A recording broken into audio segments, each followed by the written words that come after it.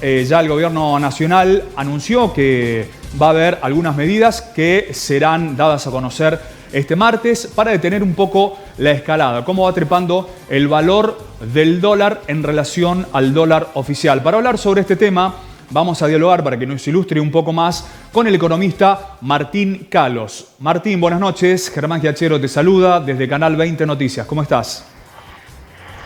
¿Qué tal, Germán? Buenas noches. Martín, ¿qué se puede esperar a partir de ahora y en función de los inminentes anuncios del gobierno nacional para tratar de ponerle cierto freno al dólar?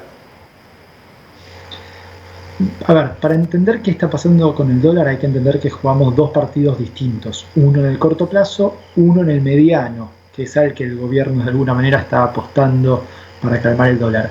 En el mediano plazo, si no se calma la economía en su conjunto, si no se estabiliza la crisis económica, la recesión en la que Argentina viene, profundizada por la pandemia en 2020, pero con una recesión que empieza en abril de 2018, o sea que llevamos 2 años y medio ya de caída de la economía. Si no estabilizamos eso, todas las medidas cambiarias que se puedan jugar son de corto plazo, son para intentar aguantar, para intentar bancar, para intentar que no se siga tensionando el mercado cambiario, pero difícil que sean una solución real y de fondo al problema como necesitamos. Bien, a ver, ¿por qué, para entender un poquito más, por qué esta fiebre por el dólar? Sabemos que es una cuestión cultural, ¿no? de los argentinos en particular, porque vemos que otros países de la región no se vuelven tan locos por la moneda extranjera. Incluso, bueno, en estos días se ha difundido que Paraguay, por ejemplo, tiene exceso de dólares y que no sabe guardarlos, según difunden algunos medios de aquel país. Creo que hay que entender que en Argentina llevamos 45 años, te diría yo, de crisis tras crisis, ¿sí? Y lamentablemente hemos aprendido a cuidarnos de la crisis. Lo han aprendido las empresas, lo hemos aprendido las familias.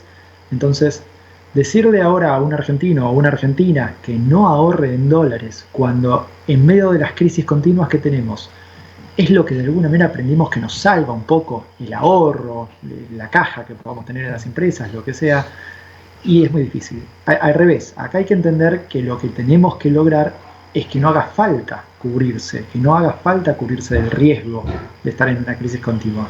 Ahí, entonces, volvemos a por qué caemos en crisis continuas y qué hacemos si no estabilizamos la economía también en este contexto.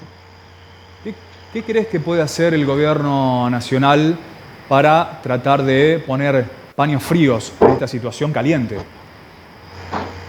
Bueno, lo de caliente, por supuesto, acá hay que entender dos cosas también. Una es qué pasa en el mercado oficial, que con el control cambiario, el cepo, en verdad está al revés, no está caliente. De hecho, en lo que va del año no tuvimos ningún sobresalto, cosa bastante extraña si consideramos que hemos tenido una crisis muy grave, y en cualquier crisis en Argentina, sobre todo así de grave, tuvimos siempre tensiones cambiarias con el dólar oficial, ¿no? Acá todavía no se forzó una devaluación, no se vio obligado el gobierno a devaluar, y eso es una muy buena noticia. Ahora, la pregunta es si puede seguir aguantando con la brecha que tiene con los dólares paralelos. Ahí es donde está el punto. Los dólares paralelos, en la brecha que tienen con el oficial, y la pérdida de reservas internacionales mes a mes, que es lo que no aguantaría lo suficiente como para llegar a estabilizar la economía, es el diagnóstico que le está preocupando al gobierno. ¿Qué puede hacer? Y bueno, medidas puntuales, por ejemplo, para sumar oferta en los mercados paralelos. Ahí hay un montón de cuestiones, pero en definitiva pensemos que se trata de un mercado muy chico y básicamente entre privados. El gobierno no se mete o hasta hace poco no se metía, ahora el Banco Central algo ha empezado a operar en los mercados de contado con liquidación, pero es un mercado entre privados y muy chico. Con poco volumen de demanda sube mucho el precio, con poco volumen de oferta se puede estabilizar ese precio. Y creo que ahí tiene que apuntar un poco el gobierno para, en el corto plazo, cortar con esta espiral, esta burbuja que se ha creado en esos dólares paralelos a raíz de la especulación de que sigue subiendo, ¿no? El presidente Alberto Fernández anunció que no va a devaluar, dijo que devaluación es sumar más pobreza. De hecho, es así. ¿Cómo ves este panorama? Recién hiciste una referencia a eso, pero ¿hay posibilidades de devaluación? Es por ahí una gran duda que parece sobrevolando, ¿no? La apuesta obviamente es a que no, y eso es lo que deberíamos querer todos y todas, empresas, familias, porque si bien siempre hay alguien que se favorece de una devaluación, a la mayoría nos golpea, le golpea a las empresas que le venden a las familias del país. ¿Por qué? Porque una devaluación del tipo de cambio oficial, que es el tipo de cambio al cual se hace la mayoría de las transacciones del país. Recordemos que si una empresa va a importar un insumo, una materia prima, cualquier cosa que importe, que sea una importación de otro país, se hace el tipo de cambio oficial, sin los impuestos además, o sea, a 84, 85 pesos por dólar. Todo lo que sea pago de utilidad, giro de utilidades de las empresas extranjeras que operan en el país, también lo hacen a ese tipo de cambio oficial. Todo lo que sea pago de deudas de las empresas se hace a ese tipo de cambio oficial.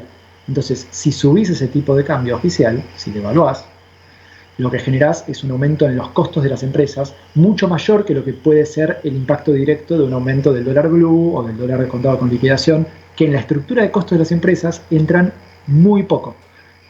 Entran, o sea, una buena parte de las empresas, te diría que la mayoría, usa el dólar blue para algún manejo de caja, pero en el conjunto de la estructura de costos pesa poco, sobre todo cuando miramos el total de la economía. Entonces, el problema es que si devaluamos el tipo de cambio oficial, eso automáticamente sube costos de las empresas para producir, eso sube precios, eso genera inflación, y en el contexto actual de pobreza que estamos viviendo tan arraigada desde hace tanto tiempo, lamentablemente, pero sobre todo tan profundizada en los últimos tiempos, en los últimos años, y en particular con la pandemia, y sí, tenemos un problema grave que no podemos desatender simplemente dejando de evaluar el oficial. Por eso esta apuesta a no devaluar el oficial y que, bueno, haya otra solución, otra salida. Martín, te queremos agradecer el contacto y la predisposición para atendernos. Por favor, un placer y hasta la próxima. Martín Kalos, economista, haciendo referencia a la situación que se vive con la escalada del dólar no oficial y la diferencia que mantiene con el precio del dólar precisamente oficial.